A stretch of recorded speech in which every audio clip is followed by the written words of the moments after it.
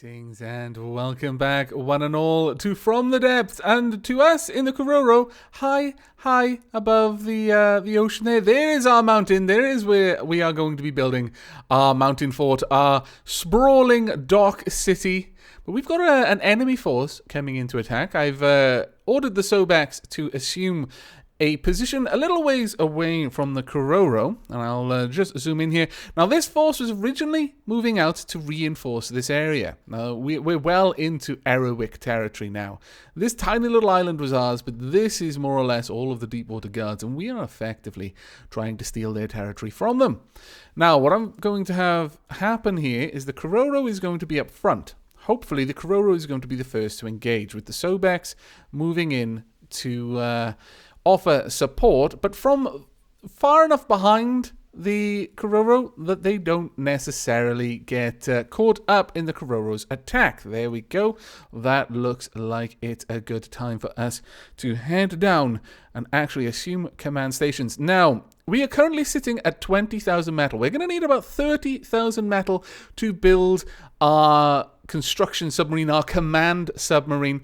I've made slight tweaks to the design based on the comments. The primary tweak to the design is I'm using hydrofoils to balance the ship and keep it at a certain depth rather than trying to juggle the air pumps. But we'll cover that when we actually get to a point where we can load it in. Now, I think it's time.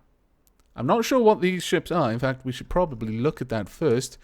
We've got two aircraft. We've got a swordfish and a drake. The drakes are easy enough to take out. We've got a water buffalo and we've got a baby paddle gun. I remember the paddle gun from the previous season, so I'm interested in seeing the baby paddle gun.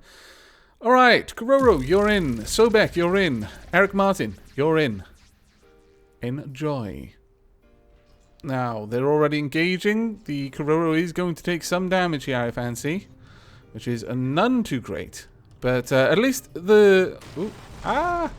badness, that exploded. Took out a lot of our balloons in a single hit. Okay, the Kororo is going down for now until those get repaired. But hopefully, the Sobeks are engaging. Yes, they are. Fantastic news. But the Kororo is taking a huge amount of damage here. A lot of damage coming the Kororo's way right now. And thankfully, the Sobek has just done an enormous amount of damage to this. Now, Drake is probably not going to be too much of an issue. The Sobek is, I believe that's the Eric Martin, just took out this ship. Wow, okay. Let's quickly see which one that is. If we bring this up and then have a look, it's the Sobek. It is the actual Sobek that's doing this. Though the Kororo, bravely acting as a decoy, is going down pretty hard. The Eric Martin looks to be trying to take on the Drake that is flying past, and the Sobek is finishing off this flyer down here, but the Kororo is probably going down. Oh wow, this is the lowest the Kororo has ever been. Its balloons are starting to take it back up right now, and it's launching its mines. The Kororo is getting back into this fight, and once those mines start deploying properly, that ship, which I believe is the baby paddle gun, yeah, it's already got the attraction of the mines. The mines are coming in. They're probably going to do a fair chunk of damage. We've got some damage happening. Oh my lord, those bullets are doing enormous amounts of damage to us. But I'm fairly certain the baby paddle gun is now doomed. The mines are attacking it from below. The Sobek is attacking it from above. And everything is coming to us right now. However, no, this is the baby paddle gun. That was probably the water buffalo. Interesting. But I suspect that this is going to go out fairly quickly now that the Sobek is aiming for it. However, it is launching its own missiles at this point, which is quite fearsome for the Kororo. But the Sobek outranges it and easily does more damage. Quite easily, in fact. The Sobek is annihilating it. And the Kororo is still launching its mines, but wow, has it taken a lot of damage. It's barely in the air. Kororo, you are a scrapper to be true. Am I even still on this thing? I'm not. I've been dumped in the drink. Well, it's probably safer down there for me, honestly. Where am I? Let me find out. Yep, I'm way down in the water. Well, sod it. Okay, well, let's see what I can do. Is there anything I can capture? I might be able to capture this. As long as the Sobek doesn't destroy it utterly before I can get there.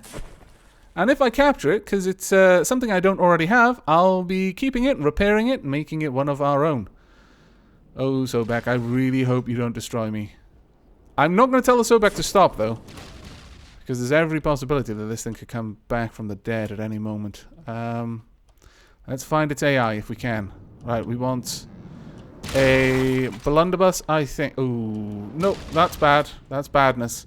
Absolute badness down there. That's badness and sadness. Try and blow it up if we can. Without blowing ourselves up. Ideally. Have we taken this? Is it us? No, no, I don't believe it is. I think it just got annihilated by the Sobek. Well, Sobek, I said I wasn't going to take this kill away from you. If I could have captured it, I would have. But the Sobek was bloodthirsty. It was seeing red. It had witnessed the almost complete destruction of the Kororo and was out for vengeance. I'm not going to take that vengeance away from you, Sobek. You did a very, very good fight there. Very good. Right, okay, let's get up to the Kororo if we can. It's at 48%. Wow, that is actually quite terrible. Where am I? Just perched on the edge? Yeah, that makes sense. It looks like the Kororo has actually lost the vast majority, if not all, of its repair bots. So its repairs come down entirely to us at this point.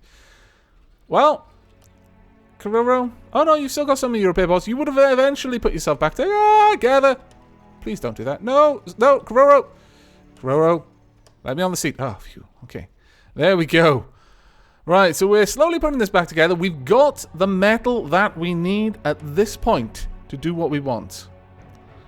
Okay, I'm alright with that. I'm very alright with that, actually. I'm not noticing any... Oh, I can't see any enemies because the Kororo's satellite has been utterly destroyed. Okay, well, what we're going to do then, we're going to pull you out of the battle. I'd like you to go back to your starting location. You were also a little bit too far away, so let's get you in a bit closer. About there should do. The Kororo will get back together. There we go. We can start seeing the different forces now. Sobek, how about you just kind of park there? That should do for you, I think. Actually, let's put you there. I know you're a little bit close to the Kororo at that point, but we can't even move the Kororo right now. But it should be okay, on the whole.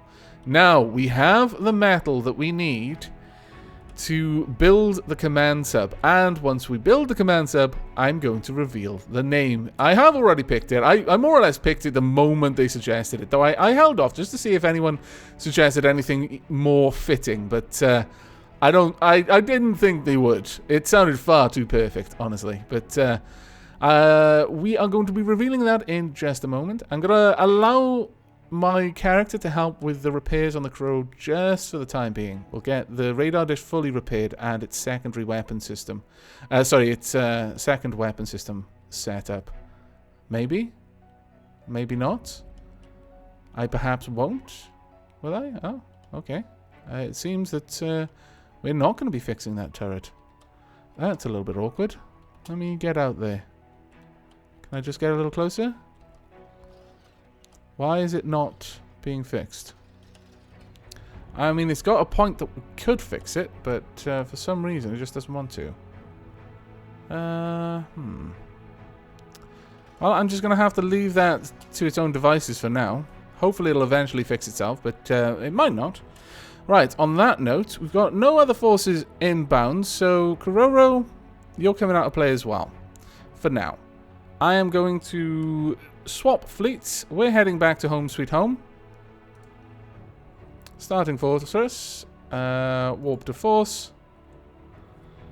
And we should find ourselves down here. Fantastic. Okay, starting fortress. Load in. Now, I could load in the Wander, but I would rather not right now. Although we would probably finish the Wander if I did. I would sooner build a new vehicle. So, vehicle spawn. We want the Heb Anu. We want the spawn point to be about 30. Yes, that's all correct. And let's load it in. There we go. It's going to cost an awful lot. We have enough, though. Or should do. Oh, I'm eager for this. It's fantastic. We need this anyway before... Because if you're wondering why I didn't push and take out the resource fortress before, it's because I couldn't have built anything there anyway. I didn't have anything that could build. And I'm not going to just slap on some hodgepodge components to another ship just so it can build something. I would rather bring the construction sub over there. And I kind of want to show it off anyway. But there we are, all going together. Oh, this is fantastic. We need to get on board before it's completely sealed off, because there's actually no way into this. That was a bit of an oversight. I should address that. We'll stand over here, right at the glass, right on the end, and allow everything to be built around us. Ah, glorious. Aha, we've got a seat. We will sit in the seat. Oh, this is fantastic. We're not going to have any resources left once this is built, because I'm fairly sure we're going to use up all the metal constructing this. But as you can see, we've got a green line along the top and along the bottom. That was requested, so there we are, a little bit more color for our fantastic sub here. It's also sinking, you might notice, and that is by design. Okay, it is complete, and it is immediately trying to get down to a certain depth. Now, the way this is set up, I'm actually fairly pleased with it. It can reverse, though I was tempted to turn that off, honestly. In fact, I might. Now, if we come in here, I'll just go over the things I've changed. On the Naval AI, I believe I can disable reverse. Yeah, you know what? I'll keep reverse as something I can do, but the AI can't. So the AI is always going to be moving forward. Always move forward, always make progress. Never look back over your shoulder. That's the best way to live. Now, we've got... The gold is the Naval AI. The red is a weapon AI. Now, the weapon AI... damn, I've just realized the weapon AI and the gold AI are actually in the wrong position. I'm going to have to swap that around. That is actually necessary. I should have realized this. The reason why it's necessary is because the weapon AI needs to have a spot for a transmitter. So I'm quickly going to address that slight oversight. So we want a Naval AI right there. I'll paint all of this in a moment. So disable reverse. We want depth requirement of 125 at all times. Turning circle, we're going to say is 100 meters. Idle approach distance, we're going to say 100 meters. No, that would be 200 once I've added the extra 0. No, I want 1, thank you. Oh, I was trying to put 20 because that's the shortest one. Broadside minimum range. I want this to be around... Oh, you know what? I'll just do this manually. 500. Nominal broadside angle, 75. Leave broadside... No, we want all of this way up there. Enter broadside below 750 is what I would like. There we go. And leave broadside above... we'll have to get rid of both of these. 900. So at 900, it's going to turn and advance. At 750, it's going to enter broadside. At 500, it's going to try and retreat. So that's the Naval AI setup there. The other card that we're going to need is simply propulsion balancing. That way, if we lose any of the propulsion at the back, then the AI will try to work out how to use the propulsion systems as best it can to keep a steady heading. So, for example, if we lose all the ones down the right, then it'll just pulse the left ones or use them at lower frequency, just so that we try to keep going forward rather than constantly turning to the right instead, because all of our propulsion will be on the left. Now, the AI card we want over here, we want an aim point selection. We'll just tuck that in here since that's the one I'm going to need to access the least. And a target prioritization. Now the prioritization, as always, increase it for crew AI. So basically, if there's anything that's controlling the vessel, it's got a huge priority over something that's just scrap. Value per propulsion, I'm going to put that up. Anything that's moving, wanted to have a higher priority for this. Set block value, not going to change that. Per engine value, not going to change that. Set range. Now... yeah, we'll leave it at that. Set value on speed. Now, despite the fact that I've increased the priority of the engines, I'm going to remove speed so that how fast it's moving is not a concern. The fact it's got engines is a the means to move fast is a concern. Also, per altitude. Now, I don't want it to hit things in the sky. So, effectively, -1. If there's something closer to the water or underwater, that's its priority for attacking. Now, I'm just going to color pick and replace. There we are. The weapon system is red, and the naval AI is gold. Okay, now, the control modules. This one affects our hydrofoils, and basically, when it's deeper than 100 meters below the surface of the water, it angles its hydrofoils up to drive us up. Well, it puts the angle at 45 degrees. I mean, up and down is a little bit awkward when you're talking about the angles because they're kind of relative in a way. But basically, it tries to climb when that happens. It tries to ascend.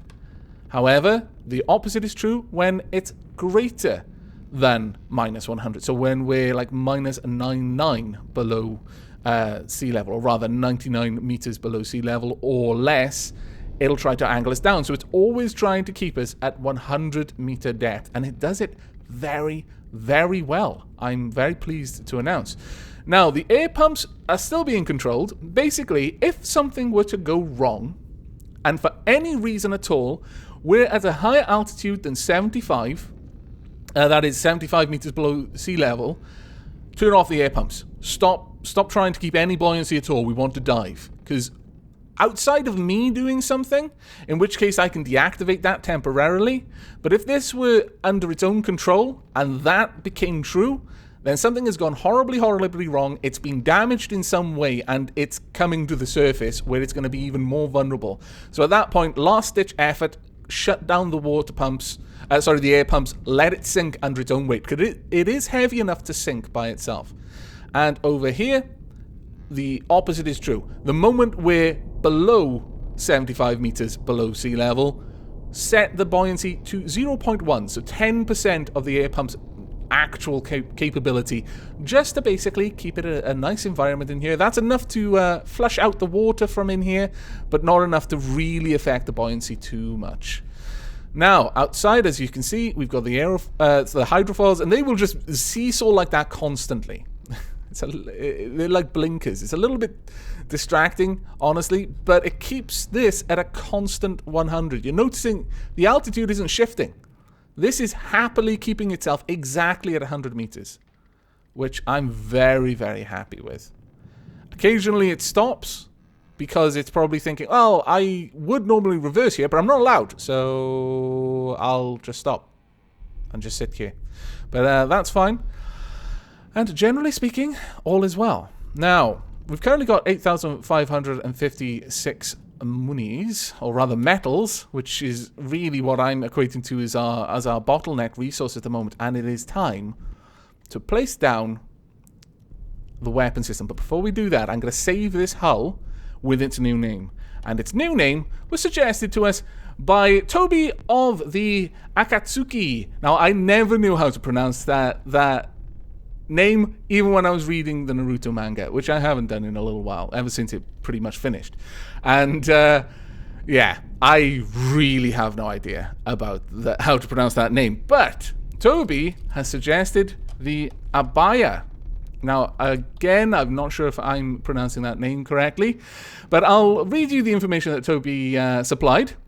This is the name of a massive magical eel in Malaysian mythology. The Abaya dwells at the bottom of lakes and considers all creatures in said lake to be its children, and would fiercely defend them, sometimes by causing great storms. And they felt that this was particularly fitting, considering it's a construction vessel, so it's going to be building its children effectively, and it will have a weapon system of a sort to try and deal with hostility. So this will be the Abaya from now onwards, and we are going to save this constructible under that name. The best way to do this is come out, go back in, and then save it with a new name. The Abaya. Now, I hope I've spelled that correctly. That's how Toby spelled it. So I'm going to put my faith in their knowledge of this mythology, and thus this becomes the HMS Abaya. There we are. The HMS Abaya has been born, and it is now time to build our weapon system. Now, again, I've taken a lot of advice from people, but before we actually build, let me just double check we're not about to be destroyed utterly. No, we're not about to be destroyed utterly. That's fantastic. In which case, then, I would like you to be on fleet move. I would like you to head over here, please. Don't go under the Kororo. That is death. Go up here. And then over here. That should be fine. There we are. Now it should be able to get there on its own. And it's actually a nippy little vessel, so it should be able to make this trip very quickly. Let's actually zoom all the way out and see what it's doing now. Is it on its way? I would hope so. Or is it just turning for some reason? No, maybe. I can't tell. No, it's basically standing still. Oh. How and what are you doing? No, it does actually appear that you're still just sitting there. Did I select too many things, perhaps? I'm not sure. But at any rate, we're going to work on the weapon system for now. For the remainder of this episode, probably. Now, we are going to want green, since that's this area. We'll actually color it green. We're going to be going with a cannon, so new object, turret. We just want a regular turret for this one. And I'm thinking about here. It's going to be a very simple and exposed weapon system. I usually don't do this, but I think in this case, it seems fitting. So what we're going to have is a simple... If we go over here, we will have a 6-way connector right there. And this will all be green, just so that it's a little bit easier for us to deal with. We will have a missile controller facing forward, or at least I hope facing forward. No, don't want to face forward? Why not? Scallywaggery, says I. Would you face... No? Well, I know that the missile controller can connect at the front, left, and right. So what we can do is we can do a little bit of... finagling. We'll place a wood block there just so that it's got something to attach to, because once it's actually all attached, it's okay. This is something that I do wish would be addressed a little bit. That if it can stay attached, if there's nothing underneath it, then I shouldn't need something underneath it to place it, if that makes sense. If it can happily attach to this anyway, then I don't see the need. But the next thing we want is an identify friend or foe. Missile laser emitter, we're going to want one of those as well. But identify friend or foe, pointing that away. Just so that these missiles can work out where they're not allowed to try and destroy things. And on top, we're going to want a missile laser emitter just on the top there, just to point at our foes. Now, down the sides is where we're going to have the missile launch pads. And this time, we're going to want to place the mirror line and have one on each side. Now, these are going to be fairly simple missiles. 1, 2, 3. I think we could probably get away with 3, honestly.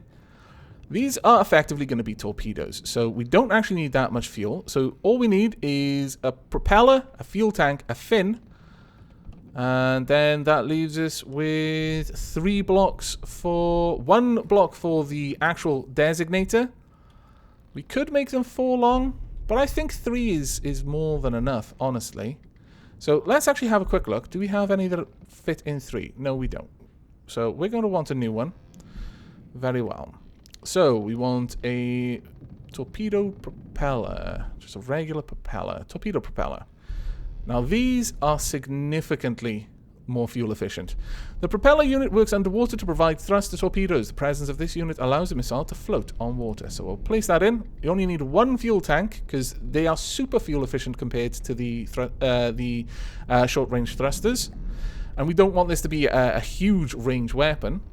Then we want probably a laser designated receiver is fine.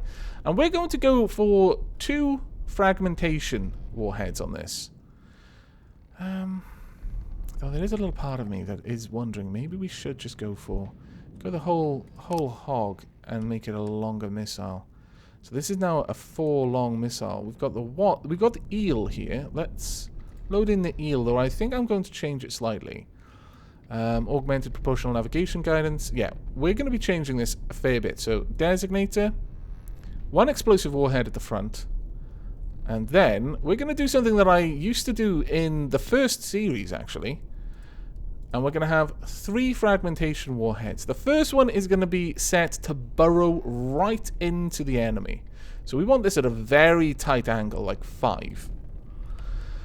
The idea here is the first warhead just burrows. It fires all of its shrapnel at a very tightly bound point directly ahead of it. So it could overwhelm even very tough armor very quickly and just bore a hole into the side of a vessel. The second one would have a wider cone, so about 25.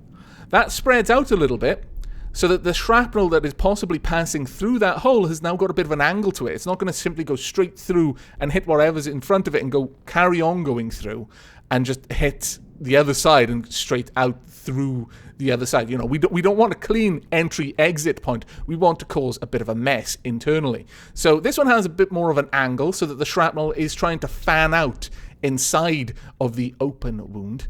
And then finally, a much wider angle, but still, you know, relatively small compared to the default 180. We have a 60-degree angle. So you've got 3 separate and larger fanning spreads of shrapnel behind an explosion.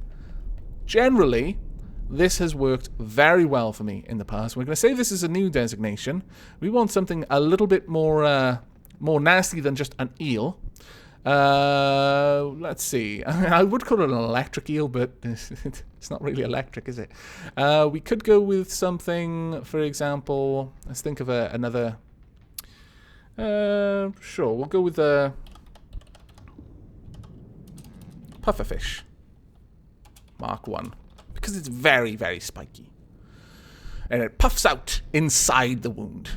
That's my reasoning behind that one. So the pufferfish missile has been born. Let's assign that to all of the rest of the missile components. There we go. And all we need now is to attach an AI. Now that one is actually a little bit less tidy, honestly. I have not laid this out in the best way. I could have the... where could I put this? I could perhaps put the controller just beneath and upside down. Yeah, we could do that. Okay, right, so we want AI. We want local weapon controller. We want to color it as a weapon. This is more or less what I go for when I'm trying to do that. Upside down would do. Oh, we've got to go back to editing the hull first, though. So straight down, upside down, boom. There we go. And it's orientated itself differently anyway.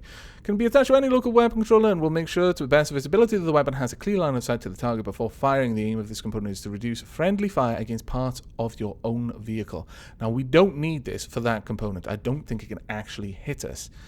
But just to be on the safe side, we'll add that in anyway. Now, at this point, we could just have an AI connection going all the way up, but I actually really prefer to have a wireless receiver. I don't know why I prefer it so much, but I do. So we'll have a wireless receiver there. It's receiving on channel 1. We want a wireless transmitter down here. Transmitting on channel 1. So there we are. This should now say it's connected to the mainframe. Yep, controlling one weapon. There we are. Control the middle mouse to fire. Okay, let's just make sure everything is set up. Spring force per missile. Now, we're not going to put ejectors, though we could if we really wanted to. Yeah, I suppose so. Well, I suppose there's actually no reason not to.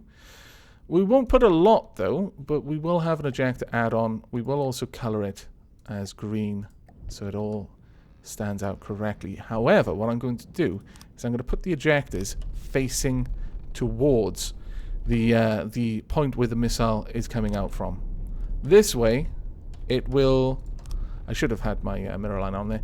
This way, it's not going to limit how much the turret can pitch up, because basically this little lip at the back here is going to prevent the turret from pitching too aggressively up. Though, honestly, I think the turret itself can't pitch any more enough that this would actually cause an issue. It can certainly pitch down so much that this will be the limiting factor, how much is out here, because this will hit the hull before this is kind of hit the angle max that it can pitch back and forth. But on the whole, I think this is a fairly competent weapon system. And there we go. So the HMS Abaya has a twin torpedo system. Relatively powerful torpedo system as well. All we need to do now is set up the limits to its range. So let's go in here. Minimum range to engage. Let's say 1,000. Because realistically, well, on one fuel tank, I'm not sure I can reach 1,000, but we'll see.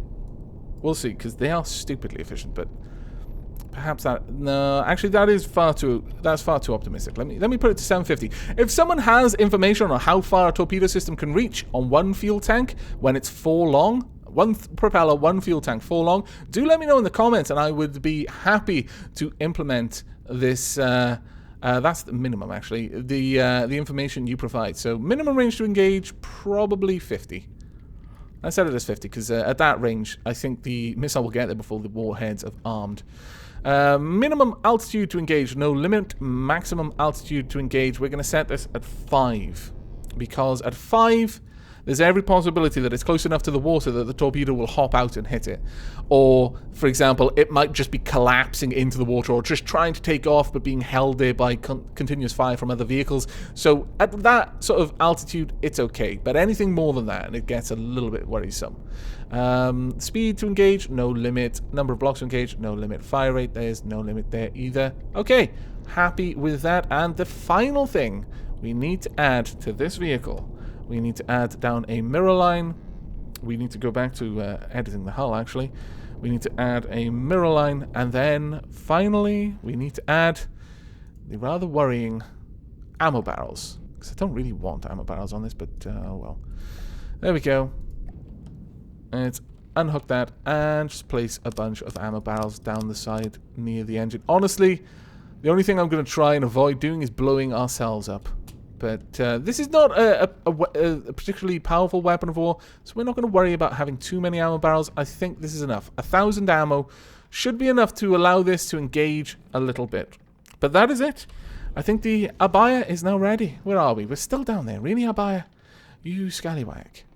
Okay, well, Abaya, you're getting pulled out, and I'm hoping that you will now listen and go where I told you to go.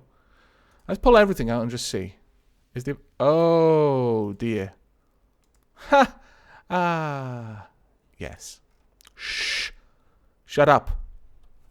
Shut your mouths. I knew that that fleet move would normally work. I was just being a derp, that's all. Leave me alone. There we go. The Abaya's in its own fleet. I'm so sorry, Abaya. I was sat there thinking, oh, you're being very naughty today. But no, it was me being stupid. But there we go. Right, we want you... Can I tell you to go... I can't actually tell you to go down, unfortunately, but okay. Go ahead, over there, if you would be so kind.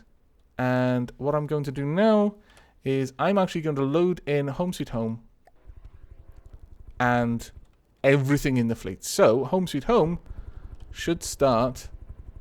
Oh, where? Oh, I've been kidnapped on the Abaya. Oops.